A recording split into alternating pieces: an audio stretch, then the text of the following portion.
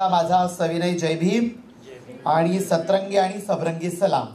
तुम्ही म्हणाल की हे काय आता सतरंगी आणि सबरंगी सलाम, कारण रेनबो शेड तुम्ही या पूर्ण ठिकाणी पाहिली असेल. बाबांनो, तुम्ही तुमचे रंग वाटून घेतले, आमच्या वाट्याला काही ठेवलं नाही, म्हणून आम्ही आता सगळ्यावर ताबा ठेवण्याची तयारी करतोय. तुम्ही ताना पिंगली माझं सगळं वाटून घेतलंय, तांबडा याचा, निळा याचा, पांढरा याचा, पिवळा याचा, ऑरेंज याचा. आता तुम्ही जर वाटून घेतलंय तर आम्ही म्हणतो की सगळ्या ठिकाणी आम्ही आहोत, कारण आम्ही तांबड्यात, पिवळ्यात, पांढऱ्यात, हिरव्यात, निळ्यात, जांभळ्यात सगळीकडे आहोत. आम्ही सगळीकडे आहोत आणि म्हणून सतरंगी आणि सबरंगी सलाम. खरं म्हणायला गेलं तर एका गोष्टीला अतिशय, कारण इथे असलेला जो वर्ग आहे हा प्राध्यापक आहे, इथं NSSचं युनिट आहे, ज्या NSS मधून माझी जडणघडण झाली आहे.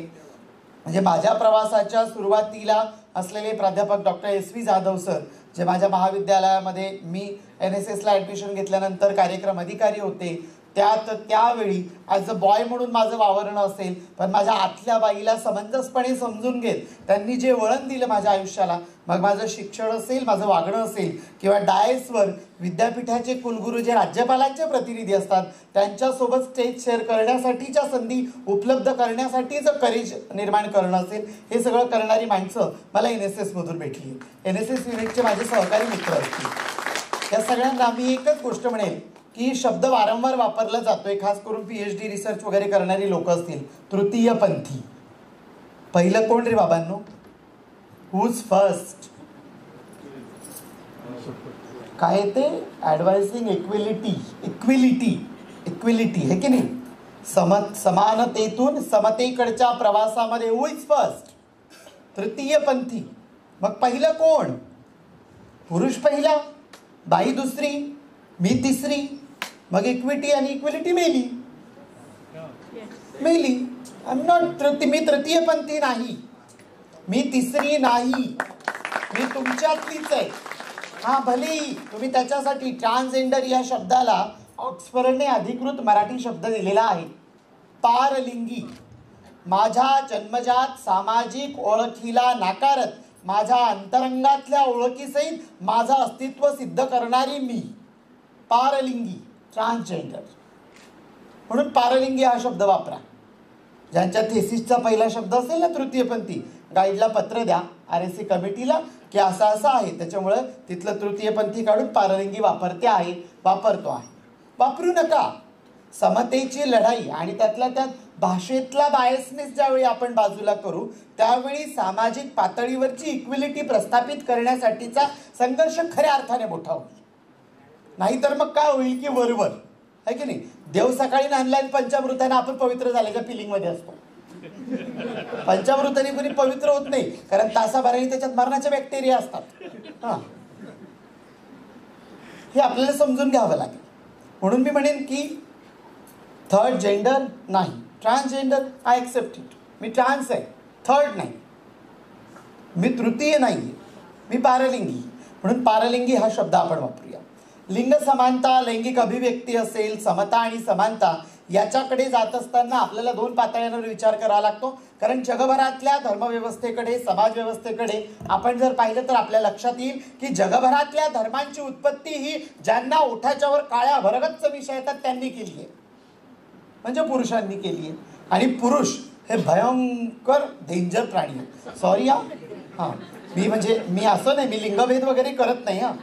पण सत्ता हातात ठेवण्यासाठी पेट्रियार्की जितकी साबूतपणे, अगदी सावधगिरीने पावलं टाकते, तितकं कुणालाही जमत नाही. म्हणजे मेट्रियार्कीला मारत पेट्रियार्कीने कधी आपलं वर्चस्व मोठं केलं? कारण मी तुळजाभवानीच्या हद्दीत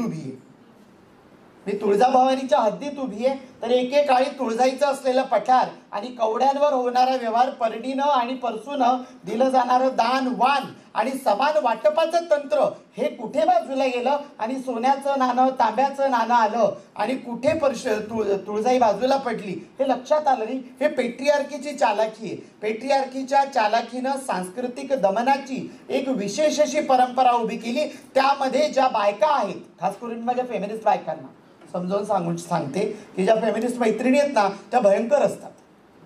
त्यांचं कसं असतं माहिती आहे का? संध्याकाळचे 6 वाजले, ते येतील, मला जाऊन स्वयंपाक करायचा. अगं, ही बाया फेमिनिस्ट आहे. कुठं गेलं तुझं फेमिनिझम? तुला 6ला किचनच्या वट्याजवळच उभं राहायचं आहे. यातच तुझ्या स्वातंत्र्याची जर ही भूमिका मांडलेली असेल तर नको करूस ना लढाई लढायची. हा, मातीची घर घे, सारव पोता, रांगण रांगव, हे की नाही, असं कर. हे सगळं जे आहे ना, हे खूप सिस्टमॅटिकली डिझाईन केलं गेलंय आणि या डिझाईन मधून बाहेर पडणं ही खरी लढाई आहे. आणि त्यामुळे आपल्याला लिंग समानता, लैंगिक अभिव्यक्ती या सगळ्या गोष्टी समजून घ्याव्या लागतील. यातल्या किती जणांना जेंडर हा कॉन्सेप्ट खरंच क्लियर है? सॉरी अर्शिनी, बट मैं पूरा मराठी में बात कर रही हूँ क्योंकि ये जो कंप्लीट क्राउड है ना, इट्स ऑल मराठी. हाँ, सो हिंदी में ज्यादा बात करूंगी, ये सोलापुर वाले, हाँ, तो इनको परेशानी होती. सो किती जणांना जेंडर हा कॉन्सेप्ट क्लियर आहे? जेंडर म्हणजे काय? असा हात वर करायचा, सरळ करायचा, एक बोटने दाखवायचं. उस भीड़ में हम भी थे वाले नहीं हूं मी आहे. 1 2, मागं कोण आहे? 2च जणांना जेंडर हा कॉन्सेप्ट क्लियर आहे. बाई रिसर्च पेपर 80 आलेत, काय करावं आता?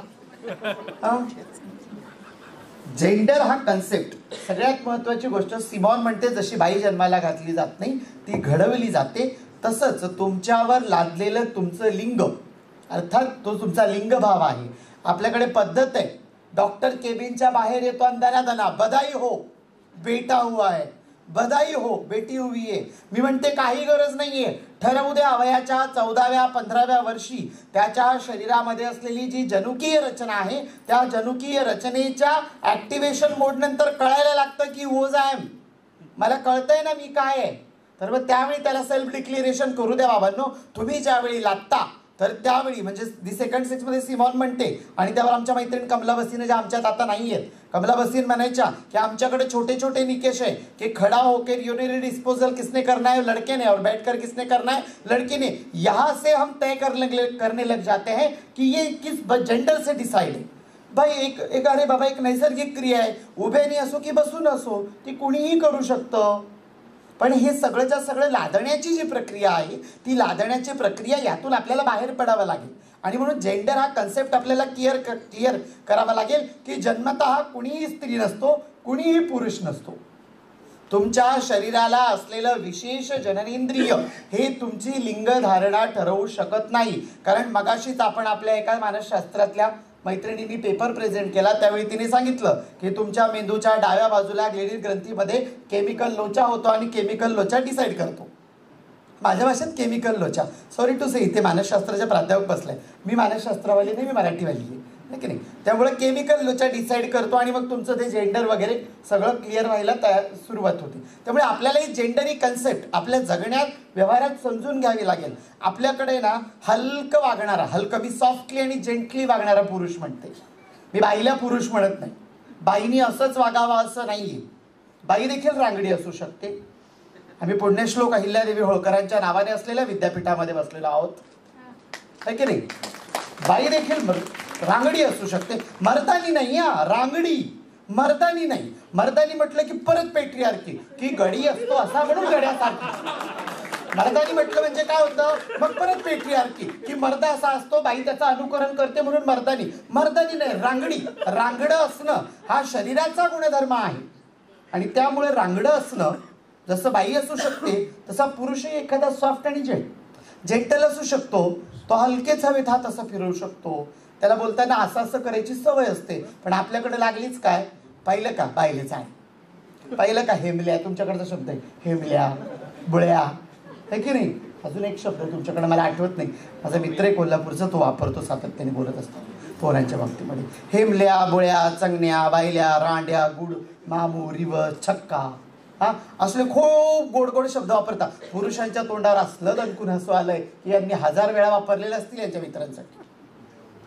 हे जे आहे हे आपल्याला ठरवावं लागेल की आपण कोणाच्या वागण्यावरून. आणि भारतीय लोकांसारखे जजमेंटल माइंड असलेले लोक जगाच्या पाठीवर नाहीये. इथं बसल्या बसल्या ठरवतील की अमेरिकेत काय क्रांती होणार, भयंकर आहेत भारतीय लोक. ते इथं बसल्या बसल्या ठरवतील की अमेरिकेची अर्थव्यवस्था टिकेल की नाही टिकेल. आहे तो ट्रम्प तात्या, त्याला दिली जबाबदारी, आपण का बरं लोड घेता. आपण बघा ना आपल्या घरात काय चाललंय. तर हे आपल्याला ठरवावं लागेल. आपण या साच्यातून बाहेर येण्यासाठी आपल्याला आपला कन्सेप्ट क्लिअर असणं गरजेचं आहे. एक तर सांस्कृतिक पटलावर मगाशी बोलत असतानाच सर म्हटले की सांस्कृतिक पटलावर असलेली धार्मिक जी जडणघडण आहे, या धार्मिक जडणघडणीमध्ये मी म्हणेल की जगभरातल्या सगळ्याच धर्मांनी सिसजेंडरमध्ये फक्त पुरुषांना न्याय दिलेला आहे, सिसजेंडरमधल्या बाईला दुय्यमत्व दिलेलं आहे आणि त्या बाईच्या पलीकडे मी आणि माझ्यासारख्या येतात. कारण ट्रान्सजेंडर सगळ्यात महत्त्वाची गोष्ट क्लिअर करते, ट्रान्सजेंडर म्हणजे अंगावर साडी घातलेला पुरुष असं मुळात नाही. Transgender is a umbrella term. LGBTAIHQAP++. 11 active आहेत, 62 ग्रे शेडमध्ये आहेत. अभी तहलका बाकी है. येत्या 10 वर्षामध्ये जगभरामध्ये तब्बल 72 जेंडर काम करताना दिसतील. त्यावेळी तुम्हाला तो जन्मानंतरचा जो कॉलम असतो ना, तो जगभरातल्या सगळ्या सरकारांना काढून ठेवावा लागेल की इथं स्त्री जन्माला आली का पुरुष जन्माला आलाय. आणि हे सगळं आपल्याला समजून घ्यावं लागेल. जगभरातल्या सगळ्याच धर्मांनी या बाबतीमध्ये नेहमी दुजाभाव दिलेला आहे. अगदी मग आपण ज्याला म्हणतो की इस्लामिक धर्मव्यवस्था जी असेल, ख्रिश्चनिटी असेल, यहुदी धर्म असेल, या सगळ्या धर्मांमधून जी आलेली धर्मव्यवस्था आहे त्यामध्ये असलेला त्यांचा मूळ ग्रंथ असेल, तौरात असेल, इंजील असेल, जुबूर असेल, याच्यामध्ये असलेल्या लेवियेच्या चॅप्टर 162 चॅप्टर 68 पर्यंत असलेली जी स्टोरी आहे, ज्याला सोदोमा आणि गोमोरा नावाची शहरं बायबलच्या जुन्या करारामध्ये तुम्हाला सापडतात की परमकृपावंत परमेश्वराने रात्यात आगीने दोघी शहरं जाळून टाकली का, तर त्या गावामध्ये समलैंगिक राहत होते. असे तुम्हाला जगभरात दाखले सापडतील. जगभरातल्या धर्मग्रंथांमध्ये तुम्हाला हे संदर्भ सापडतील.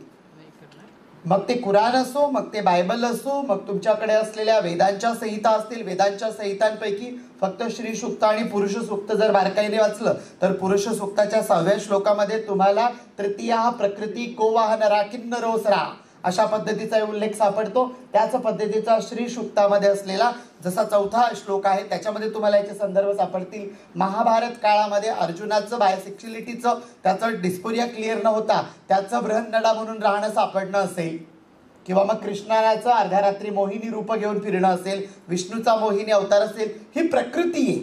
ही प्रकृती आहे ज्याला अलीकडे इंग्रजी शब्द डिस्फोरिया असा म्हटला जातो, जेंडर डिस्फोरिया. आता कुणाचा क्लिअर होतो, कुणाचा होत नाही. कुणी क्विअर असतं, कुणीतरी सप्टम असतं. अशा पद्धतीची ही सिस्टीम आहे. पण जगभरातल्या धर्मव्यवस्थांनी या संदर्भामध्ये कुठल्याही प्रकारे संवेदनशील विचार केला नाहीये. मी शब्द जाणीवपूर्वक वापरते आहे, संवेदनशील. एम्पथी, सिंपथी नाही. सिंपथीच्या जोरावर विद्यापीठाच्या बाहेर डावीकडे वळलात का सिग्नल आहे, त्या सिग्नलला एका बाजूने मी तोंड करून उभे राहिले, दुसऱ्या बाजूला माझी मैत्रीण बेबू उभी राहिली, तर आम्ही दिवसभरामध्ये 2,000 रुपये तुमच्या येणाऱ्या जाणाऱ्या प्रत्येक प्राध्यापकाच्या खिशातून कसे काढू शकतो. पण ते सिंपथीच्या जोरावर, भीतीच्या जोरावर. तुमच्याकडे तुमच्या स्वार्थापोटी श्राप लागेल, माझं वाईट होईल या भीतीपोटी तुम्ही टाकलेल्या खिशातल्या हातातून. पण एम्पथीने त्याच ठिकाणी तुम्ही थांबून माझ्याशी संवाद करून तिथून इथपर्यंत या स्टेजवर आणताय, बोलताय. तुमची संवेदनशीलता त्यातून स्पष्टपणे जाणवते. इथपर्यंतचा प्रवास आपल्याला करायचा आहे, कारण हा प्रवास इक्विलिटी टू इक्विटी आहे. संविधानात समानता हे जरी मूल्य दिलेलं असलं तरी त्यात तत्वसमता आहे आणि त्या समतेकडे जाण्यासाठी आपल्याला सोबत यायचं आहे आणि त्या समतेसाठी आपल्याला हा प्रवास करावा लागेल. आणि हा प्रवास करत असताना मग धर्मव्यवस्था काय सांगते, त्यासोबतच पितृसत्ता काय सांगते, त्यासोबतच समाज व्यवस्थेमध्ये याची काय मांडणी आहे, त्यासोबतच स्त्रीच्या दुय्यमत्वाला, आणि त्यानंतर आम्ही स्त्रीचं दुय्यमत्व. आपल्याकडे स्त्रीच्या दुय्यमत्वाच्या कन्सेप्ट अगदी क्लिअर करून ठेवल्यात पेट्रियार्कीने. विधवा बाईला हळदी कुंकवाच्या कार्यक्रमाला बोलवू नये. ज्या बाईला मूलबाळ होत नाही, मी तो शब्द वापरत नाही कारण असली कुठलीही संकल्पना मला मान्य नाही, ज्या बाईला मूलबाळ होत नाही त्या बाईला पण कुणाच्या तरी ओटी भरण्याच्या कार्यक्रमाला किंवा मुलाला पाळण्यात टाकताना बोलवू नये. अशा पद्धतीच्या कन्सेप्ट का, याच्या मागचं जरा तर्क लावून आपण विचार केला तर जिथे पुरुषाची रिप्रोडक्टिव्ह सिस्टीम अर्थात त्याचं नाव चालवणारे दिवटे तो जन्माला घालू शकत नाही, त्या ठिकाणी तो बाईलाही किंमत देत नाही. त्यात तर मग मी नैसर्गिकदृष्ट्या पूर्ण बाई नव्हतेच जन्मता. मी माझं बाईपण स्वीकारून मी स्वतःच्या बाईपणाच्या साच्यात स्वतःला उभं केलं आणि ठामपणे उभी आहे. मग त्या ठिकाणी माझं व्हॅल्युएशन किती असणार आहे पेट्रियार्कीमध्ये, हे पण मला समजून घ्यायला लागणार आहे. आणि हे समजून घेत आपल्याला हा प्रवास पुढे करायला लागणार आहे. कारण केवळ आपण रिप्रोडक्शन सिस्टीमवर जर अवलंबून असू किंवा आपल्या सामाजिक दर्जाच्या आपण संधीची उपलब्धता आपण एकमेकाला कारक अशा पद्धतीने सिस्टीम डेव्हलप करत असू तर येणाऱ्या काळामध्ये सजीव सृष्टीच मरून जाईल. आणि आपण ज्यावेळी इक्विटी, इक्वेलिटी आणि जस्टिसच्या गोष्टी करतो तर त्यावेळी आपल्याला हे सगळं समजून घ्यावं लागेल. कल्चरल कॉन्फ्लिक्टच्या बाबतीमध्ये मी म्हणेल की काही जणांच्या रिसर्च पेपरच्या ॲब्स्ट्रॅक्टवरून मी नजर फिरवली. तुम्हाला कल्चरल कॉन्फ्लिक्ट काय आहे, एकूणच मांडणी काय आहे, त्याच्या मागचं एकूणच सामाजिक समीकरण काय आहे, त्याच्या मागची सांस्कृतिक चौकट काय आहे, हे सगळं समजून घेणं खूप गरजेचं आहे. हिजडा, अरावणी, जोगती, आराधी, खुसरा, ख्वाजासरा या सगळ्या concept by concept step by step समजून घ्यावं लागतील. हिजडा हा शब्द तुमच्यापैकी आत्तापर्यंत किती जणांनी शिवी म्हणून वापरलाय? पुरुषच वापरतात असं नाही, बायकाही वापरतात. पुरुषच वापरतात असं नाही, बायकाही वापरतात. पण हिजडा या शब्दाच्या मागे नेमकं काय कारण आहे, कुठून आला, कसा आला? हिजडा या कल्चरला इस्लामच्या सुफिझमच्या अद्वैत विचारांचा पाया आहे. हिज्र, हिजरा और हिजराह. मी स्वतःच्या अस्तित्वाच्या शोधासाठी समूहातून स्वतःला वेगळं करून घेतलं, हिजराह झाले. आणि मला ज्यावेळी स्वतःचं अस्तित्व सापडलं त्यावेळी मी हिजरा झाले. इतका मैं सिर्फ तेरा महबूब तू मेरी महबूबा, इतकं सुंदर कन्सेप्ट त्याच्या मागे आहे. तुम्ही गाणं म्हणून ऐकलं असेल, एका अमीर खुसरो नावाच्या खूप प्रसिद्ध सुफी संताचं हे भजन आहे, मैं सिर्फ तेरा महबूब तू मेरी महबूबा. परमेश्वराला प्रेयसी म्हणण्या इथपर्यंत धाडस असू शकतं. आणि त्या आध्यात्मिक संकल्पनेतून हिजडा कल्चरमध्ये डिग्निटीने जगण्याचा, सन्मानाने जगण्याचा अधिकार ज्यावेळी होमोसेक्शुअलिटीला मिळाला त्यामुळे हिजडा कल्चर त्या ठिकाणी रूळ झालं. हे आपल्याला समजून घ्यावं लागेल. मुघल एरामध्ये राजदरबारामध्ये नर्तनाचं काम असेल, जनानखान्यांमध्ये राणीवस्यामध्ये काम करणं असेल, इवन दोस्त की सैन्याच्या युद्धाच्या वेळी गुप्तहेराचं काम देखील माझ्या समुदायाने केलेलं आहे. इथूनच जवळ अहमदनगर आहे. अहमदनगरमध्ये आपल्याला मकबरा हे माहिती आहे, मनोरा बीबी का, चांद बीबीचा मनोरा. चांद बीबीच्या मनोऱ्याच्या वर ज्यावेळी शत्रूंनी हल्ला केला त्यावेळी चांद बीबीला तिथून अतिशय गोपनीय पद्धतीने कोण अगदी सही सलामत इथून तर अक्षरशः दिल्लीला काढून घेऊन गेलं. हे हिजड्यांनी केलं होतं. हिजडे क्रांतिकारक आहेत बाबांनो. आणि याचा इतिहास जर पाहायचा असेल तर तुम्हाला 1852ला भुरीबाई वर्सेस ब्रिटिश गव्हर्नमेंट नावाची एक केस आहे, ती केस तुम्हाला वाचावी लागेल.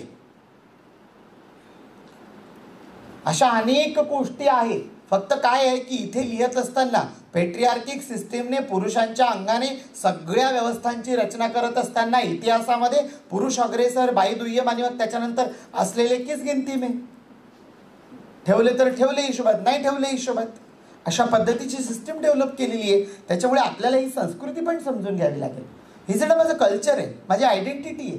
जशी तुमची ओळख एक स्त्री आणि एक पुरुष आहे, तुम्हाला ते प्राऊड फील होतं, I proud myself, I हिजडा, मला हा अभिमान आहे मी हिजडा असल्याचा. कारण माझ्या सांस्कृतिक संकल्पना मला स्पष्ट आहेत. आणि हे तुम्हालाही समजून घ्यावं लागेल. ज्यावेळी आपण इक्विलिटी आणि इक्विटीच्या गोष्टी करतोय, आपण जस्टिसच्या गोष्टी करतोय, तर त्यावेळी या संकल्पनांना अधिक स्पष्टपणे समजून घ्यावं लागेल की काय आहे अरावणी कल्चर काय आहे. तुम्ही कर्नाटका, तुम्ही आंध्रा, तेलंगणाच्या बॉर्डरला असलेला तुमचा भूभाग आहे, त्या ठिकाणी असलेलं अरावणी कल्चर काय, तुमच्याच भागामध्ये असलेलं जोगती कल्चर काय आहे, त्या ठिकाणी खुसरा आणि ख्वाजासरा जिथे इस्लामिक खूप जास्त पद्धतीचं ट्रेडिशन आहे त्या ठिकाणी खुसरा ख्वाजासरा हा शब्द वापरला जातो, तो नेमका काय आहे, त्याच्या मागची सांस्कृतिक ऐतिहासिक पार्श्वभूमी काय हे समजून घ्यावं लागेल. आत्ता बेसिकली या सगळ्या गोष्टींकडे येत असताना मी म्हणेन की आपण स्टेप बाय स्टेप येऊयात. लिंग, लैंगिक समानता आणि लैंगिक अभिव्यक्ती याविषयीच्या कन्सेप्शन जोपर्यंत येणाऱ्या पुढच्या पिढीच्या क्लिअर होणार नाही तोपर्यंत तुम्ही जबाबदार पालक घडवू शकणार नाही. आणि पालक जोपर्यंत जबाबदार घडत नाहीत तोपर्यंत पुढच्या पिढ्या जबाबदार घडत नाहीत. कारण पालकत्व हा पाया असतो. तुम्हाला तुमच्या घरात इंटरसेक्स बेबी, आता किती जणांना इंटरसेक्स कन्सेप्ट माहिती आहे? हात वर करा. इंटरसेक्स काय असतं? IS माहिती आहे? L माहिती आहे? L काय असतं? Yes, lesbian. G B T transgender. Transgenders मध्ये किती प्रकार आहेत? कुठले कुठले? हे माझं एकाचं कान खरंच काम करत आहे सिरियसली. ट्रान्समेन आणि ट्रान्सवुमन आहे की नाही. ओके हा टी झाला. आय इंटरसेक्शुअल म्हणजे काय. हा जन्मतः ज्याच्या जननेंद्रियाची विशिष्ट पद्धतीने ओळख होऊ शकत नाही, ज्याच्या जननेंद्रियाच्या जागी निसर्गतः लिंगाची जी जागा असते त्या ठिकाणी योनिपटलाचाही भाग असतो किंवा मग टेस्टिकलही असतात किंवा मग त्या ठिकाणी शिश्न असतं आणि त्या ठिकाणी वजायनोपण असतं. अशा पद्धतीची जननेंद्रियाची रचना असलेले बेबी देखील जन्माला येतात. यांचं जन्माला येण्याचं प्रमाण हे अतिशय कमी आहे. लाखाला 3 एवढंच ते सापडतं. ते खूप मेजर सापडत नाही. पण तरी देखील अशी बाळं जन्माला आल्यानंतर अवघ्या 3 दिवसामध्ये एकतर त्यांचं दूध तोडलं जातं किंवा त्यांना अजूनही तुम्ही राजस्थान किंवा गुजरात किंवा तुम्ही उत्तर प्रदेश सारख्या बेल्टमध्ये गेलात तर त्या ठिकाणी दुधाचं मोठं भांडं ठेवून त्यात ते बाळ टाकलं जातं. जन्म म्हणजे जगण्याचा देखील अधिकार नाही. या पद्धतीच्या या संकल्पनांमध्ये आपल्याला या जेंडरच्या कॉन्सेप्टमध्ये LGBTIQ आणि प्लस मी म्हटलं ना 62 तुम्ही गुगलला जाऊन सर्च केला तर डॉक्टर ॲडवर्डच्या प्रोफाईलला तुम्हाला 62 जेंडरची लिस्ट सापडते.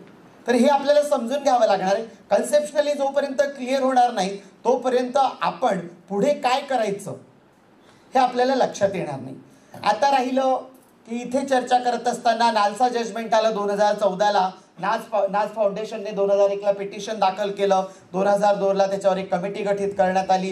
2004ला सर्वोच्च न्यायालयाच्या एका टीमने जी ॲडव्होकेट सुप्रभा यांच्या जस्टिस सुप्रभा यांच्या अध्यक्षतेखाली ती गठीत केली गेली आणि त्यानंतर त्या कमिटीने एक ठरवलं की बाबा रे या संदर्भामध्ये कुठल्याही प्रकारच्या अभ्यासाची साधनं उपलब्ध नाहीये. समुदायातीलच काम करणाऱ्या काही ॲक्टिव्हिस्ट लोक जे आहेत त्यावेळी लक्ष्मीनारायण त्रिपाठी या खूप ॲक्टिव्ह होत्या ज्यांनी हा प्रश्न जागतिक पटलावर नेला. त्यासोबतच गौरी सावंत असतील अशी अनेक मंडळी जी देशभरामध्ये काम करत होती. तर त्यांनी मग ती एक याचिका जी होती त्या याचिकेचं ट्रान्सफॉर्मेशन नालसा जजमेंट 2014पर्यंत आलं. पण नालसा जजमेंट आली आणि नेमकं काय झालं.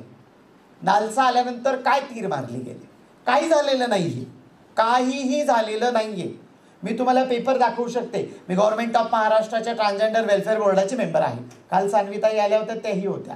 आमची गेल्याच 3 दिवसापूर्वी एक ऑनलाईन मिटिंग झाली. बजेटच्या कॉलममध्ये आम्ही जाऊन आम्ही आल्यानंतर आधी हे बघतो की बजेटच्या कॉलममध्ये काय आहे. म्हणजे नेमका आम्हाला जाऊन समाज कल्याण अधिकाऱ्याशी डोकं लावता येईल की बाबा ती पोरगी भीक मागते, ग्रॅज्युएट आहे, तिला उद्योगधंदा उभा करून दे. ए बाबा ती पोरगी MPSC करते, तिला फ्री तिथे समाज कल्याणच्या वसतिगृहामधून तिच्या क्लासेससाठी फी भरण्यासाठी असं काहीतरी करून दे म्हणून आम्ही आधी बजेटचा कॉलम बघतो. बजेटच्या कॉलममध्ये 2017 पासून आतापर्यंत 2017 ते 2024 आता 25 उजाडले ना है की नाही. हळूहळू जाऊ आपण 25 कडे.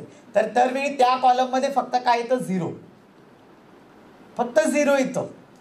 मग काय मिळवलं कशासाठी काय आहे नेमकं की इथली पॉलिटिकल जी सिस्टीम आहे इथल्या पॉलिटिकल सिस्टमला पॉलिसी मेकर्सला हा विषय कधीही गांभीर्याने घेवासा वाटत नाही आणि ते घेणारे नाही. याचा अनुभव तुम्हाला सांगतो की या ठिकाणी विजयाताई बसलेल्या आहेत, या ठिकाणी बेबोताई बसलेल्या आहेत आणि या ठिकाणी आमच्या मैत्रिणी हर्षिता पण आहेत की तिथे देखील त्यांच्या राज्यामध्ये हॉरिझॉन्टल रिझर्वेशनला घेऊन आम्ही सातत्याने लढतायत आणि आम्ही देखील महाराष्ट्रात ती लढाई सातत्याने लढतोय की 1% हॉरिझॉन्टल रिझर्वेशन. आता हॉरिझॉन्टलची मागणी आम्ही का करतोय कारण ट्रान्सजेंडर हा कुठल्या एका विशिष्ट जाती धर्मात जन्माला येत नाही. ते सगळ्याच जाती धर्मामध्ये असतात. ते सगळ्याच शासकीय भाषेमध्ये असलेल्या प्रवर्गांमध्ये सापडतात.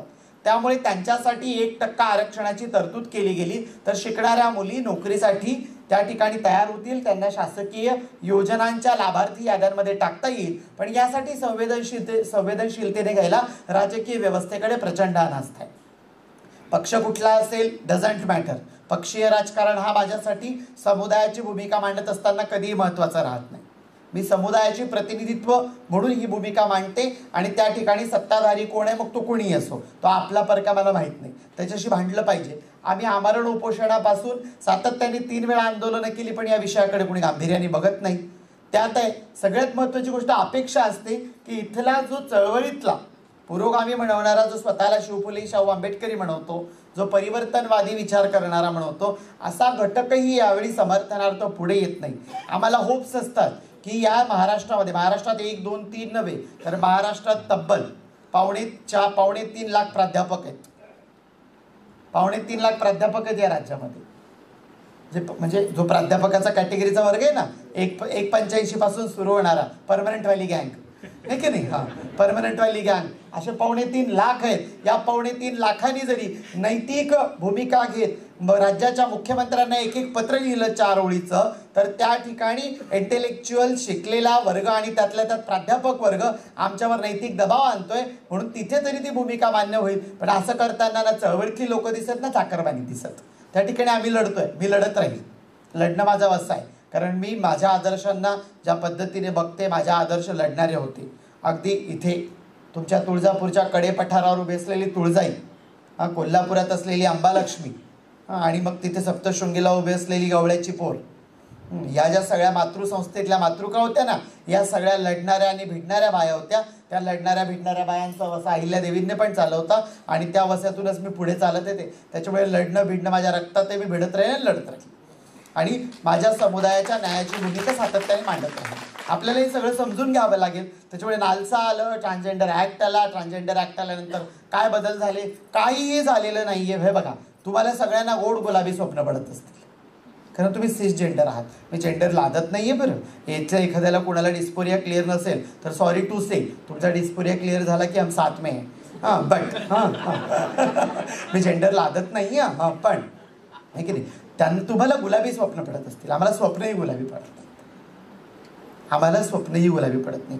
आमच्या विजयाला कधी स्वप्न गुलाबी पडलं नाही. आमच्या हर्षितालाही कधी स्वप्न गुलाबी पडलं नाही. आमच्या बेबोताईंनाही स्वप्न कधी गुलाबी पडलं नाही. काल ज्या 25 जणी होत्या त्यातल्या कुणालाही गुलाबी स्वप्न पडलेलं नाही. कारण गुलाबी म्हणून आमच्या आयुष्यात असं काही नसतं.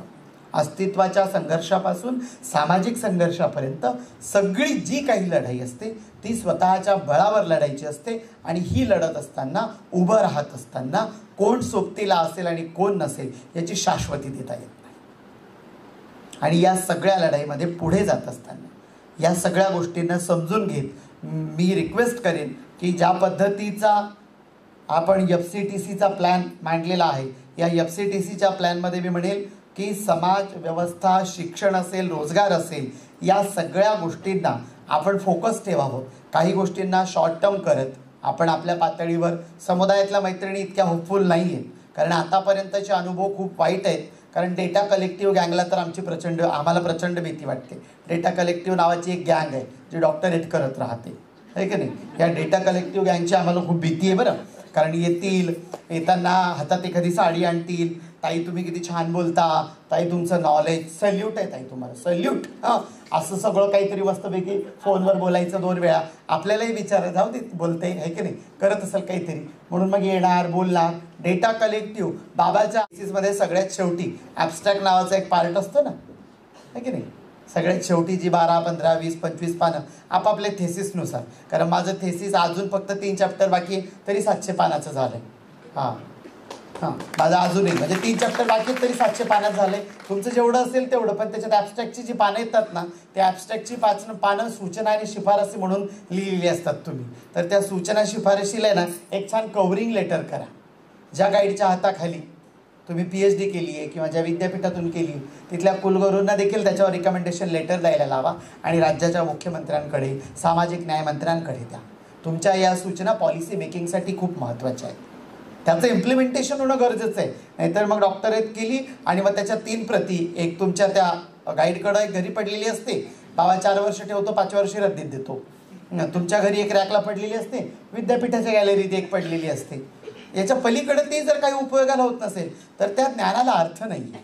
तुम्ही अतिशय मेहनतीने करता, तुम्ही तुमच्या कष्टाचं चीज झालं पाहिजे. तुम्ही ज्या संवेदनशीलतेने आज इथे येऊन बसलेले आहात, गेली 2 दिवस झाले तुम्ही आहात, तर त्या संवेदनशीलतेने या प्रश्नाकडे तुम्ही ते पॉलिसी इम्प्लिमेंटेशन होण्यासाठी तुम्ही जर एवढाच प्रयत्न केला तर नक्कीच एक परिणामकारक बदल होईल. तो बदल आमची पिढी उपभोगू शकेल असं होणार नाहीये. एवढा आंधळा विश्वास आमचा नाहीये की त्यात विजया असेल, त्यात हर्षदा असेल, त्यात बेबोताई असतील, त्यात शमीबा असेल, आमची पिढी ती उपभोगू शकणार नाहीये. पण आमच्या नंतर येणारी जी पिढी आहे त्याच्यासाठी एक अशी वाट तर तयार होईल की या वेनी गेल्यानंतर सक्सेस अचीव करता येतं. आणि ही धडपड आमची त्यासाठी आहे, ही धडपड आमची त्यासाठी आहे.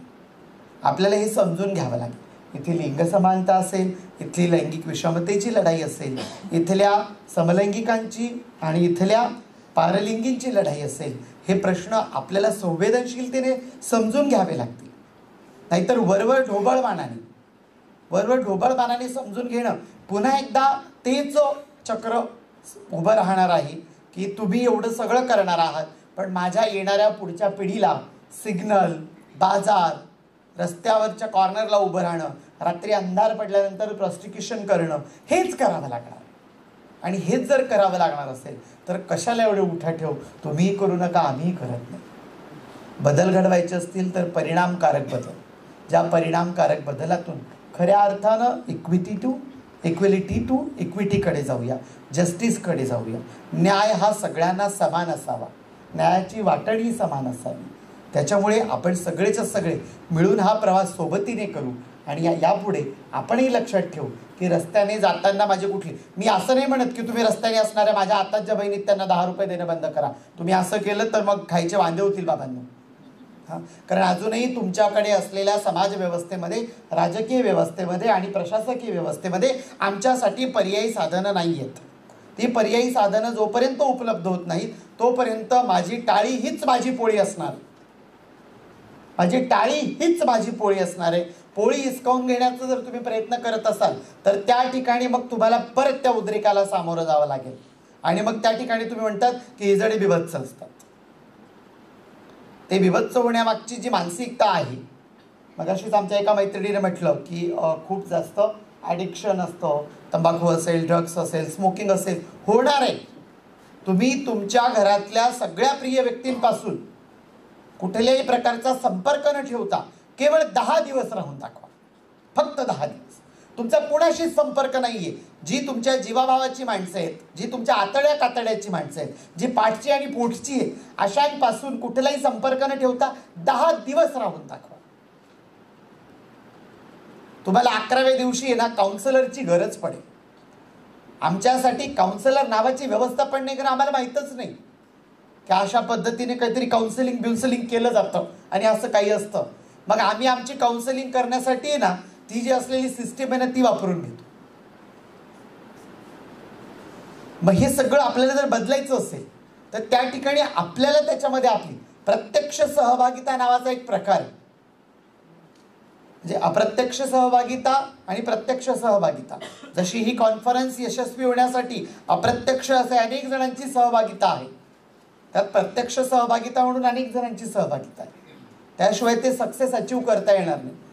तो जो बदल आहे तो अचीव करता येणार नाही. आणि तो अचीव करायचा असेल तर त्या ठिकाणी केवळ काळा कागद निळीशाही असं करून चालणार नाही. तो काळा कागद निळीशाही हा पुढे गेला पाहिजे, तो व्यवस्थेचा भाग झाला पाहिजे, व्यवस्थेच्या बदलासाठीची भूमिका झाला पाहिजे.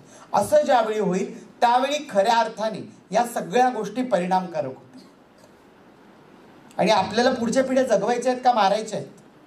10.5 लाख वर्षाचा जसं तुम्ही म्हणता की होमोसेपियन्सचा इतिहास आहे, तसं मी तुम्हाला सांगते की 10.5 लाख वर्षाच्या तुमच्या होमोसेपियन्सच्या इतिहासामध्ये जर मी धर्मग्रंथांचा हवाला घेतला तर नोहाची तारू 40 दिवस पाण्यावर तरंगत होती. सर्वशक्तिमान परमेश्वराने काही सिलेक्टेड कपल त्याच्यात ठेवलेले होते. त्याच्यात एक कपल गे होतं. जो नोहाचा पोरगा होता त्याचं नाव लूत होतं. आणि त्या लूतच्या कल्चरकडूनच मग लेविये कल्चर आलं. आणि हे लेविये कल्चरच मग यहुदी कल्चरच्या झोरेस्ट्रियन धर्माचा पाया झालं. अशी मीही फिरून येऊ शकते बरं तुमच्यापर्यंत. त्याच्यामुळे तुमच्यापासून वेगळी नाही आहे, तुमच्यातलीच आहे. फक्त तुमच्यातली आहे हे समजून घेण्यासाठी हा मधला जो पातळ पडदा आहे, जो श्रद्धा, अंधश्रद्धा, समज आणि गैरसमज याच्यातून टाकला गेला, हा आपल्याला काढून फेकावा लागेल. हा काढून फेकण्यासाठी पुढाकार तुम्हाला घ्यावा लागेल. कारण कुठलाही शोषित हा अगदी पटकन पुढे येत नाही की माझं शोषण होतंय. कारण त्या शोषणावर जर त्याच्या भाजी आणि भाकरीची व्यवस्था अवलंबून असेल तर त्याला आठवत नाही की हे माझं शोषण आहे. आणि त्यासाठी ज्यांना हे कोडं उलगडतंय की बाबांनो हे शोषण आहे, यातून तुम्हाला बाहेर पडायला हवं, तर त्यासाठी एक पाऊल तुम्ही पुढे टाका. मगाशीच बोलत असताना गौतम सर बोलले असतील, पोपलिया सर बोलले असतील की ट्रान्सजेंडर्सवरची कॉन्फरन्स करायची ऑर्गनाईज, आणि मग त्याविषयी कम्युनिटीतली लोक किती येतील की नाही येतील, कम्युनिकेशन कसं करायचं. अरे बाबा, कम्युनिकेशन कसं करायचं हा प्रश्न ज्यावेळी उभा राहतो त्यावेळी आय फील लाईक जादू आहे की नाही. मी काय मंगळावर आले का? नाही ना. हा कम्युनिकेशन गॅप जो आहे आपल्यालाच भरावा लागणार आहे. ज्यांच्याकडे आहे त्यांनी तो भरून काढण्यासाठी एक पाऊल पुढे घ्यावं लागणार आहे. सामाजिक बदलाची प्रक्रियाच अशी असते, आणि या सामाजिक बदलाच्या प्रक्रियेमध्ये ज्यांना कळलं ते बंडखोरी करतात, आणि बंडखोरी क्रांतिकारक होतात. आणि या बंडखोरीची सुरुवात मला वाटतं की ट्रान्स कम्युनिटीच्या संदर्भामध्ये असलेल्या क्रांतिकारक भूमिका किंवा बदलाच्या भूमिकांमध्ये सिसजेंडर साथींनी सोबत येऊन उभं राहावं. फरक फक्त काय आहे? शारीरिक बदलाचा फरक आहे. मानसिकतेच्या आणि भावनिकतेच्या पातळीवर तुम्हाला जसं वाटतं ना की बैठ मेरे पास तुझे देखता रहो, सेम लाईक ॲज मला पण वाटतं माझा पार्टनर माझ्या शेजारी बसला पाहिजे, मी त्याला अशी बघत राहावं. सेम. सगळीकडे सारखंच आहे की तुम्हाला तिखट लागतंय, मला गोड लागतंय का? तुम्हाला आंबट तुरट लागतं आणि मला आंबट लागतंय का? नाही. हा भेद निसर्गतः मुळातच नाहीये. हा भेद आपण तयार केलाय आपल्या प्रेस्टीज. आता मगाशी कोणीतरी बोलत असताना बोललं की घरच्यांची आबरू वगैरे जाते म्हणून घरातून पळून जायला लागतं. कसली आबरू? आबरू म्हणजे काय? कुठल्या विषयावर टांगायची तिची लक्तरं? अब्रू म्हणजे काय? मला अब्रू ही कन्सेप्टच क्लिअर होत नाहीये, अजूनही क्लिअर होत नाही मला. अब्रूची कन्सेप्ट मला ज्यावेळी क्लिअर होईल ना, म्हणजे आयदानात उर्मिला पवार अब्रूची कन्सेप्ट क्लिअर करण्याचा प्रयत्न करतात, पण तरी उर्मिला पवार म्हणतात की काय अब्रू म्हणजे काय? कमरेखालच्या विशिष्ट अंगाशी जोडलेल्या गोष्टीशी तुमच्या इच्छेविरोधात केली गेलेली गोष्ट जर तुम्ही अब्रूशी जोडत असाल तर तुम्ही सगळेचे सगळे कमरेखाली वाया गेलेले आहात. हे आपल्याला समजून घ्यावं लागेल. हे अब्रू, हे प्रेस्टीज, हे सोसायटी, या सगळ्या गोष्टींच्या आपण या विशिष्ट चौकटबद्ध जगतो आणि व्यवस्थेला गुलाम प्यारे असतात, आणि आपण सगळेच्या सगळे अनकॉन्शियसली गुलाम तयार करतो बरं. आपण नकळतपणे आपण सगळे गुलाम तयार करतो. मी असेल, तुम्ही असाल, कोणी असा. कारण ही गुलामांची साखळी जर अशी अखंडित राहिली नाही तर वर्चस्ववाद हा कायम राहणार नाही, आणि त्या वर्चस्ववादावर आधारित मग ती धर्मसत्ता असेल, ती राजसत्ता असेल, ती अर्थसत्ता असेल, ती कायम राहणार नाही. आणि ती जर उलथवून लावायची असेल तर मी डॉक्टर नरेंद्र दाभोळकर सरांसोबत, म्हणजे आय वॉज सो लकी की मी दाभोळकर सरांसोबत 3 वर्ष नंदुरबारमध्ये डाकीण प्रथेच्या उच्चाटनासाठी काम केलं आहे. त्यामुळे मी सरांना खूप जवळून पाहिलेलं आहे. सर म्हणायचे की सगळ्यात महत्त्वाची गोष्ट की चांगलं की वाईट हे बघायचं नाही. चांगलं आणि वाईट असं काही नसतं, त्या ठिकाणी विवेक महत्त्वाचा असतो. तो तुझ्या भाकरीशी जोडलाय, तुझ्या जगण्याशी जोडलाय, त्यातून शोषण होतंय का, त्यातून ते असं कंटिन्यू राहणार आहे का, हे जोपर्यंत आपण समजून घेत नाही तोपर्यंत आपण परिवर्तन करू शकणार नाही. आणि आपल्या या कॉन्फरन्समध्ये असलेला ॲडवायझिंग equality, health care and cultural acceptance and world wide. Cultural सामाजिक पातळीवर आणि सांस्कृतिक पातळीवर समुदायाच्या संदर्भामध्ये असलेले सांस्कृतिक संदर्भ पडताळून पाहण्यासाठी मी तरी म्हणेल की तुम्हाला एकाच ग्रंथावर अवलंबून राहावं लागणार नाही.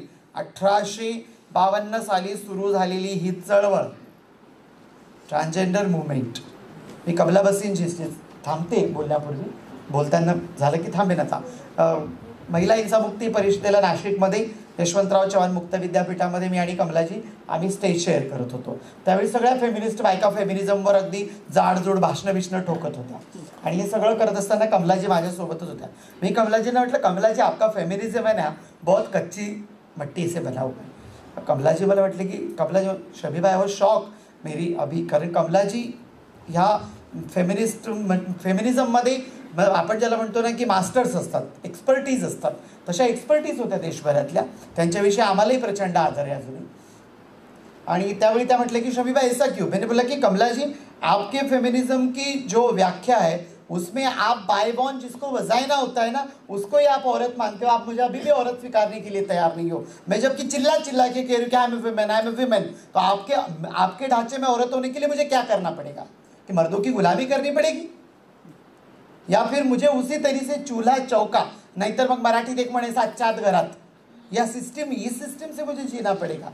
तो आपको ये आपको जांचना चाहिए कि फेमिनिज्म के कन्सेप्ट को फेमिनिस्टों ने भी बड़ा करना चाहिए। आणि त्यावेळीच मी त्या स्टेजवर म्हटले होते की जसं तुम्ही फेमिनिझम म्हणता ना तसा आमचा स्वतःचा एक स्वतंत्र वाद आहे ट्रान्सजेंडरिझम, आणि मी त्याची पुरस करते, त्या वादाला घेऊन पुढे जाईल, झटत राहील, भिडत राहील। माझ्या बहिणींना न्याय दिल्याशिवाय शमीबा थांबणार नाही, कारण शमीबाच्या आयुष्याचा संकल्पच आहे की माझ्या समुदायातल्या सगळ्याच मैत्रिणींना सन्मानाने लिव्ह विथ डिग्निटी, हा जो भारतीय संविधानाने आम्हाला वचननामा देऊन ठेवला आहे, त्या लिव्ह विथ डिग्निटीच्या डीपर्यंत जरी मी जिवंत असेपर्यंत पोहोचले तरी मी म्हणेन की माझं आयुष्य सार्थकी लागलं।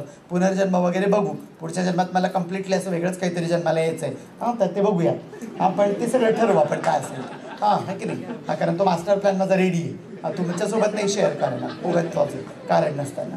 हां तर आपण सगळे ते ठरवूया आणि एकमेकांसोबत पुढे जाऊया। ज्या सुंदर जगाची मी सुरुवातीलाच तुम्हाला सगळ्यांना सलाम करत असताना सतरंगी सलाम सबरंगी सलाम म्हटलं, या सुंदर सतरंगी आणि सबरंगी जगाकडे आपल्याला जायचं असेल तर एकमेकाच्या हातात हात घालून आपल्यातला ताना पिहिनी पाजाचा भेद विसरून माणूस म्हणून एकमेकांसोबत राहूया। 150 रुपयाचा ह्युमन बिईंगचा टी शर्ट घालून ह्युमन होता येत नाही, त्यासाठी त्या फिलिंग्स आतून यायला लागतात आणि त्या घेऊन सोबत राहूया आणि ह्युमन बिईंग म्हणून सगळ्यांचं जगणं सुंदर करूया। कारण मी ज्ञानोबांच्या की आता विश्वात्मके देवी येणी वाग्यज्ञे तोषावे तोषो निमज द्यावे पसाय दाने जो जे वांछील तो तेला, एवढं व्यापक म्हण आपल्याजवळ आपल्याला असणं गरजेचं आहे। आपण ज्ञानोबाच्या भूमीत राहतो, जो जे वांछील तो चांगलं वाईट त्याचं काय काळं गोरं काही घेणं ते नाही, जो जे वांछील तो तेला हो, असं जो जे वांछील तो तेला हो, पण त्यात सगळ्यांचं सुख सामावलं जावं या संकल्पनेसहित पुढे जाऊया। या कॉन्फरन्ससाठी मला आदरणीय कुलगुरू महोदय असतील, आदरणीय गौतम कांबळे सर असतील, पोपलिया सरांनी ज्या संवेदनशीलतेने यासाठी, कारण ते म्हणतात ना की देणाऱ्यांनी देत जावं, घेणाऱ्यांनी घेत जावं, घेणाऱ्यांनी घेता घेता देणाऱ्याचे हात घ्यावेत, त्या हातांचा गुणधर्म तुमच्या हातांचा गुण अनेकांना लागो। समुदायासाठी जी दानशूरता तुम्ही दाखवली त्या दानशूरतेतून अनेक अशा कॉन्फरन्सेस महाराष्ट्रात हो, आणि मी तुमची एक रेष खोडून काढेल, ही महाराष्ट्रातली विद्यापीठ स्तरावर होणारी अधिकृत पहिली कॉन्फरन्स आहे। महाराष्ट्रात कुठल्याही विद्यापीठाने अजून अशी कॉन्फरन्स घेतलेली नाही आहे, महाविद्यालयांमध्ये या कॉन्फरन्सेस झालेल्या आहेत पण विद्यापीठाने कॉन्फरन्स घेतलेली नाही आहे। त्यामुळे पुण्यश्लोक राजमाता अहिल्याबाई होळकर विद्यापीठाने हा मानाचा तुरा खोवला आहे, तर तुमचा हा जो शुभ संकल्प आहे तो पुढे जाऊ आणि त्यातून महाराष्ट्रात नक्कीच एक शैक्षणिक आणि सामाजिक क्रांती घडो। कारण आपण ज्यांच्या नावाच्या या विद्यापीठामध्ये बसलेलो आहोत त्या जवळच आम्हाला माहेश्वर आहे, की अजूनही तिथल्या घाटाची पायरी तुटलेली नाही आहे, इतक्या दूरदृष्ट्या त्या होत्या, तर तितकंच दूरदृष्टीने तुमचा संकल्प पुढे जाऊ आणि हे सगळं हो। त्यासोबतच पुनश्च एकदा आदरणीय तांबोळी सर असतील, शिंदे सर असतील आणि त्यासोबतच या सभागृहात उपस्थित ज्यांनी ही परिषद यशस्वी होण्यासाठी हातभार लावलेत, ज्यांनी आपले रिसर्च पेपर दिलेत, आज जे ऐकायला म्हणून आलेले आहेत त्या सगळ्यांचे मी मनस्वी आभार व्यक्त करते। आपण समुदायासोबत संवेदनशीलतेने उभे राहाल ही अपेक्षा व्यक्त करते आणि पुनश्च एकदा सर्वांना जय भीम, सतरंगी आणि सबरंगी सलाम।